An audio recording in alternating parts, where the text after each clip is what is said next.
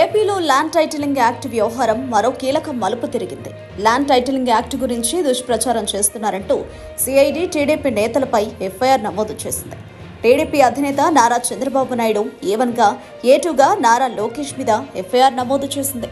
ఎన్నికల సంఘం ఆదేశాల మేరకు ల్యాండ్ టైటిలింగ్ యాక్ట్ మీద జరుగుతున్న ఫేక్ ప్రచారంపై దర్యాప్తు చేపట్టిన సిఐడి చంద్రబాబు, నారా లోకేష్ను ఏ1, ఏ2గా పేర్కొంటూ ఎఫ్ఐఆర్ నమోదు చేసింది.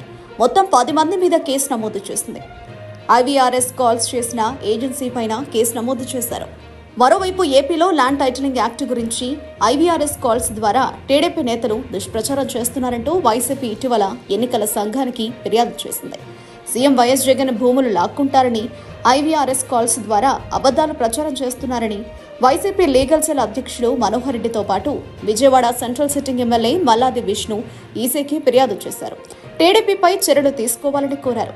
ఈ నేపథ్యంలో ల్యాండ్ టైటిలింగ్ యాక్ట్ మీద జరుగుతున్న ఫేక్ ప్రచారంపై దర్యాప్తు చేయాలని ఈసీ సిఐడికి ఆదేశాలు జారీ చేసింది. ఎన్నికల సంఘం ఆదేశాలతో దర్యాప్తు చేపట్టిన ఏపీ సిఐడి ఈ కేసులో ఏ1గా చంద్రబాబు, ఏ2గా నారా లోకేష్ మీద ఎఫ్ఐఆర్ నమోదు చేసింది. మరోవైపు ల్యాండ్ టైటిలింగ్ యాక్ట్ ద్వారా ప్రజల భూములను, ఆస్తులను కాజేసే కుట్ర జరుగుతోందని టీడీపీ గత కొంతకాలంగా విమర్శిస్తోంది. ఎన్నికల ప్రచారంలో దీనినే ప్రధానాస్త్రంగా చేసుకుని ఆ పార్టీ నేతలు ప్రచారం సాగిస్తున్నారు. అయితే తాను భూములు ఇచ్చేవాడినే కానీ లాక్కునేవాడిని కాదంటూ సీఎం వైఎస్ జగన్ ఈ విమర్శలను తిప్పికొడుతున్నారు.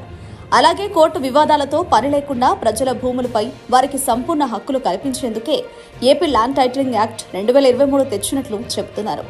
వచ్చే రోజుల్లో ఇదో పెద్ద సంస్కరణగా మారుతుందని జగన్ చెబుతున్నారు.